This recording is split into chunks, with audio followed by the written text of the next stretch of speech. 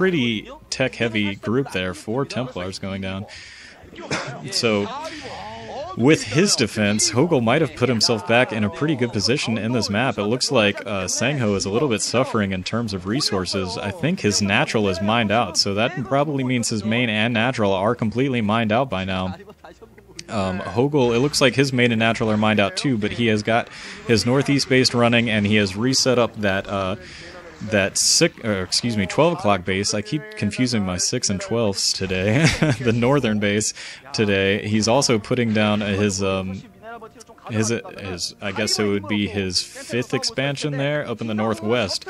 So HoGiL quite possibly going up 3 bases to, 3 mining bases to SangHo's only 1. It looks like a storm drop coming in, but HoGiL sniffed this out very early, and he's actually able to snipe off that dropship. So once again, a failed drop from SangHo, and HoGiL just well on top of that. Didn't lose any units, I don't think, not even a Zergling to those storms that got off.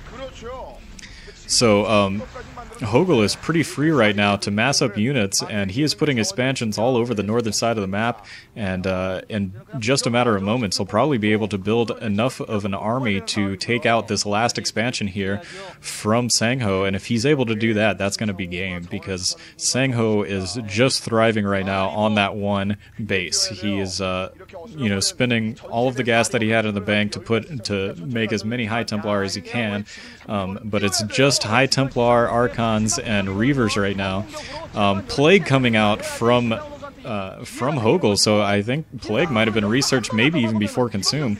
Only catching 1 of those Reavers and a couple of Archons, which is not the best use of a Plague. Obviously, because most of Archon's life is based in their shields, so shields aren't affected by Plague. But, excuse me, sorry, oof. SangHo finally building up another big army, and it's very high tech, but he's just having to slow push his way into all of these units, and now a big surround from lurkers. These might be able to pick off all of those Reavers. 2 Reavers down, the 3rd Reaver goes down. All of the Archons have survived, but that's all of the Reavers that SangHo had left, so nice move, and that is a huge resource cost to him, especially at this point where he's only on 1 base, and HoGiL now with a huge advantage in this map, and just needs to kill these Archons, and that'll probably be GG. I think SangHo was just sending those Archons to do a little bit of a counterattack right before he quits, but HoGiL with a couple of nice plays in there, really limiting the economy. Just doing it. I guess he didn't limit the economy of SangHo so much as very aggressively expand his own economy and keep it alive. So, being able to defend against the drops was very key for him so far in this match. I mean, I guess I shouldn't call it quite yet, because some of those drops might turn out to be effective in the next couple minutes, and HoGiL could be set very far behind.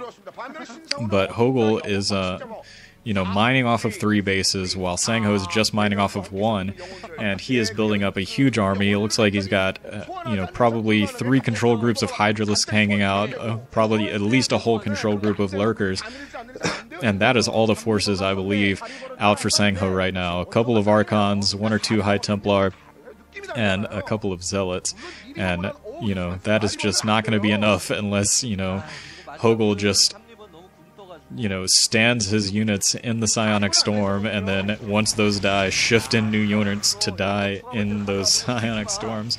But even then, I don't know if those High Templar can regenerate their energy quite fast enough to kill all of these units that are out there. Full groups of units from every type of tech that HoGiL has made so far, except for Defilers, I suppose. But those are out in the mix too. And although they're probably not going to be as useful as they could be if SangHo was still going for Reavers. A good Plague on those Zealots would be able to do a lot, though, but a pretty good surround there with Lurkers, and a lot of those units going down. A lot of Lurkers getting killed by those Psi Storms, but I don't think HoGiL really cares. He just wants to make sure he kills everything that SangHo has, and SangHo only has 1 Archon and 2 Zealots and 2 Cannons to defend this base. So HoGiL is just going to be able to attack, move in.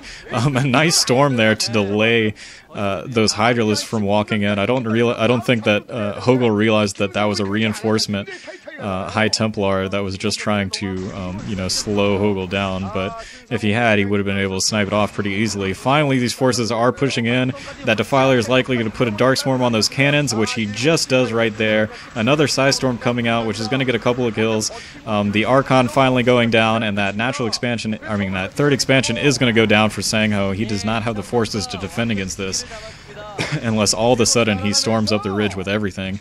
That third expansion does go down, and now SangHo has no economy, which is where he would be at if he just sat for another couple minutes anyways, because that expansion was getting low on minerals on its own. So now SangHo with no income. His only income is with probably depleted Vespene geysers, and HoGiL is going to march all the way into the natural expansion. SangHo has been out of this for a few minutes now. I'm not sure why he's staying in. Maybe because he just doesn't want to lose to HoGiL. Maybe he doesn't want to become 1-5 against Zerg, but SangHo, not a great Protoss versus Zerg player in the first place, and HoGiL gets the win to tie up this match. There's the GG from SangHo. So Sparkyz and eSTRO 1-1. We're going to go ahead and move straight on to Game 3.